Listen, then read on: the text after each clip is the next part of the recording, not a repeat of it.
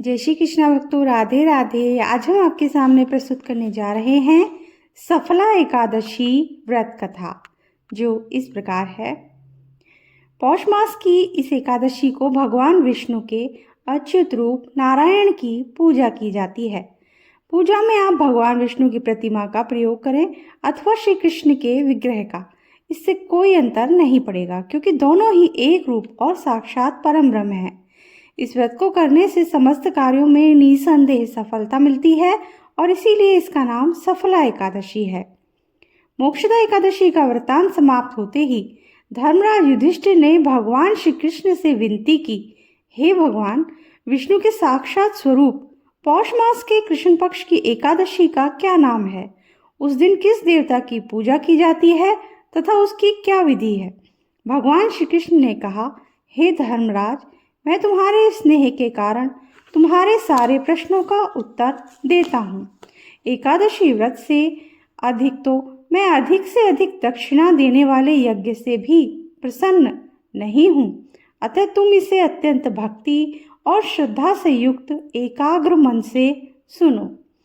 इस पौष कृष्णा एकादशी का नाम सफला है।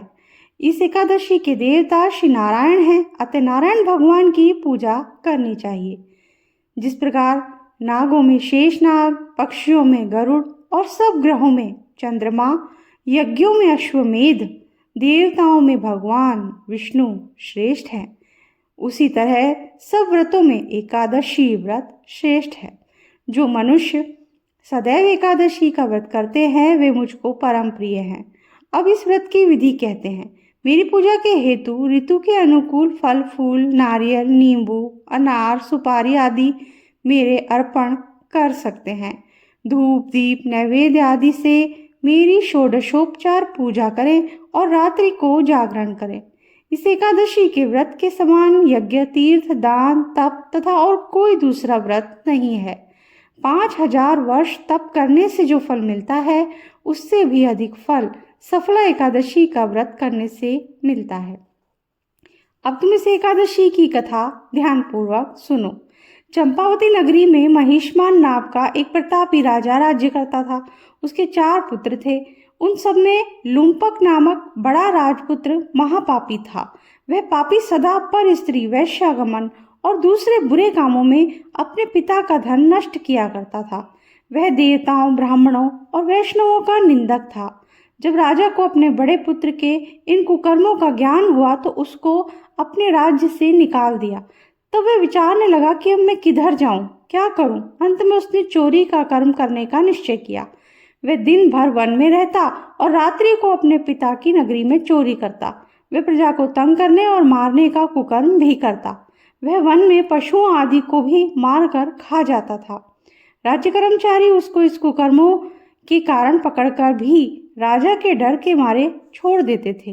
वन में एक अत्यंत प्राचीन पीपल का वृक्ष था। लोग उसकी भगवान के समान पूजा किया करते थे।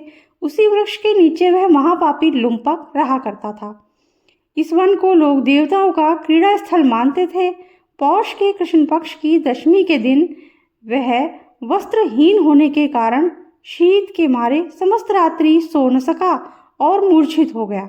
उसके हाथ पैर अकड़ गए और सूर्योदय होने पर भी उसकी मूर्छा नहीं गई। दूसरे दिन सफला एकादशी को दोपहर के समय सूर्य की गर्मी से उसकी मूर्छा दूर हुई तो वह होश में आकर गिरता पड़ता वन में भोजन की खोज में भटकने लगा। परंतु शारीरिक कमजोरी और कष्ट के कारण वह जीवों को मारने में असमर्थ था। अंत में वह वृक्षों से गिरे हुए फलों को बीनकर पीपल के वृक्ष के नीचे आया। उस समय तक सूर्य भगवान अस्त हो गए थे। उसने फलों को पीपल के वृक्ष के नीचे लाकर रख दिया और रो रो कर कहने लगा, भगवान, यह सब फल फूल आपके ही अर्पण हैं, आप ही इनसे तृप्त होइए। उस रात्रि भी उसको दुख के मारे नींद नहीं आई और वह रो रो कर भगवान को याद करता रहा।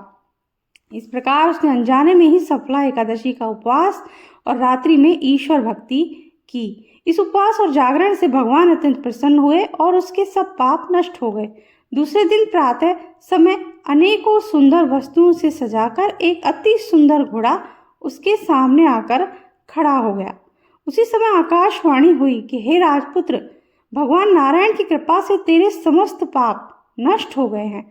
अब तू अपने पिता के पास जाकर राज्य प्राप्त कर। लुम्पक ने जब ऐसी आकाशवाणी सुनी तो वह अत्यंत प्रसन्न हुआ। हे भगवान, आपकी जय हो, कहते हुए उसने घोड़े की पीठ पर रखा खाना खाया और वस्त्र एवं आभूषण पहन लिए। घोड़े पर चढ़कर वह अपने पिता के पास गया और संपूर्ण कथा कह सुनाई। कुछ समय बाद राजा महिष्मान ने लुम्पक को अपना राज्यभार सौंप दिया और स्वयं तपस्या करने वन में चले गए। अब लुम्पक शास्त्र अनुसार राज्य करने लगा। उसके स्त्री पुत्र आदि भी नारायण के परम भक्त बन गए। वृद्धावस्था आने पर वह अपने पुत्र को गद्दी देकर भगवान का भजन करने के लिए वन में चला गया और अंत में विष्णु लोक को प्राप्त हुआ। जो मनुष्य भक्ति पूर्वक इस सफला एकादशी का व्रत करते हैं उनको सभी कार्यों में सफलता मिलती है और अंत में मुक्ति मिलती है। जो मनुष्य इस एकादशी का व्रत नहीं करते वे पूंछ और सींगों से रहित पशु के समान है। इस सफला एकादशी के व्रत का प्रभाव तो अनंत है ही। इसके महात्म्य के पढ़ने अथवा सुनने से भी अश्वमेध यज्ञ का फल प्राप्त होता है। तो सफला एकादशी के दिन इस कथा को और इसके महत्व को अवश्य ही सुनना चाहिए। राधे राधे।